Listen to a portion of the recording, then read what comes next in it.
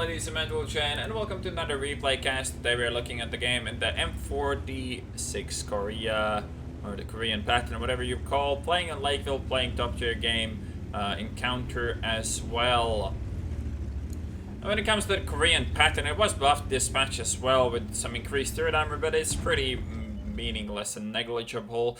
And in general, this tank is not really up to par with the tanks like, you know, SDA2 and even the Woods or CDC. It's definitely worse. It has worse span of 192, which really cripples its ability to, you know, be reasonably effective in tier 10 games. None of these tanks really are very effective, but this is obviously worse. And the armor buff is actually not that noticeable. I really haven't felt this tank bouncing more than it did before, so can't really say that the buff helped it much. I did not notice any difference when it comes to the armor. Then again, we start the game pretty well.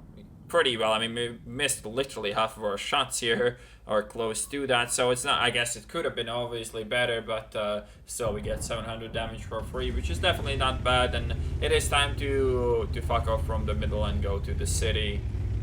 So, playing a medium tank on this map, it's always okay to go to the middle and snipe if your light tanks are going for the spotting. You kind of never know that, but if you do see light tanks YOLOing the middle, it's quite likely they're going to spot something for you to shoot at, so why the fuck not take the chance to do the damage. If you don't have light tanks, it's definitely not advisable to even bother going to the middle, as you're not going to do yourself any favors that way. Now, we know that they don't have any light tanks in the middle, so we can take one of these, well, this is pretty much the retarded shortcut. I mean, this is the shortcut that people take and die then after, what, 10 seconds and then complain on how unfair this game is. So you really don't want to take this shortcut unless you know you're not going to get spotted. And I actually could have gotten spotted by the Yak Tiger. 407 meters away, I mean, it's unlikely that he would spot me without binos. As you can see, the pen on the gun is 192, so it's not really the greatest tank to be shooting at this kind of an angle.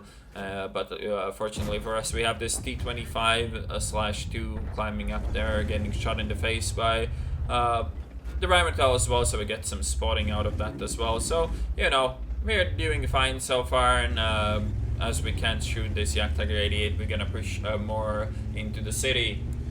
This tank does have kind of like this jack-of-all-trades mentality going for it. It's reasonably fast, it has reasonably good really good gun handling actually on this, which sets it apart from most other tanks. Then again, comparing it to an SDA2, the gun handling buff isn't really worth losing all that penetration. Also, this thing gets worse DPM as well, so it's not really the greatest tank. It's pretty actually far from it, and yeah, I mean, we do get the trade into the Tiger. This is actually quite a lot of enemies right in front of us, but I think we're happy to just sit here and trade with this Tiger. I mean, it's the stock Tiger 2, so we know he's a new player. I mean, nobody else would play a stock Tiger 2.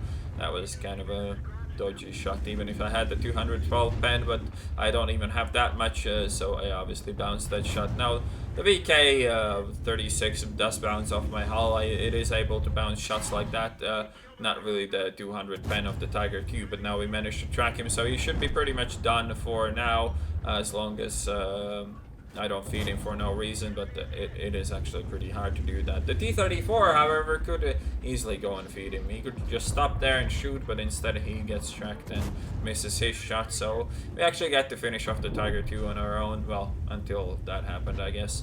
But we always gonna find some targets to shoot at. Next one is the E25, and the T-34 finishes off the 46, so I mean, this side is pretty much over. The E25 tries to shoot in panic, but that's not gonna work out too well for him. So the next target should be this SU-100, but me and this T-34 really don't work well as a team. I generally don't like to play alongside people like this. I mean, he's just flat out ignoring that SU-100, which is super annoying. We're probably crossing each other's guns there as well, which makes it even more annoying. But now we both realized what we should do when we both shoot the SU-100, and he dies instantly.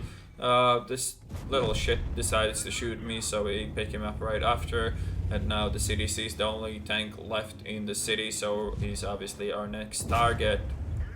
Should have really tried to get the tracking shot with this gun handling. You can actually do that reasonably easily, and then you can see the DPM is just not up to par. We would have easily gotten that shot with most other tier 8 premiums. The Borsig does fuck up, so maybe we can actually pick up the kill here, and that's exactly what happens, which is very nice for me. Now the two campers that we know that they are here. The Yak Panther should be around, and there he is, and the Yak Tiger is somewhere around the fucking place as well. We'll get the first shot into the Yak Panther, and we're probably gonna get the second one as well. I mean, it's not too hard to hit this Yak Panther, but hey, RNG, bruh, get fucked. Get fucked.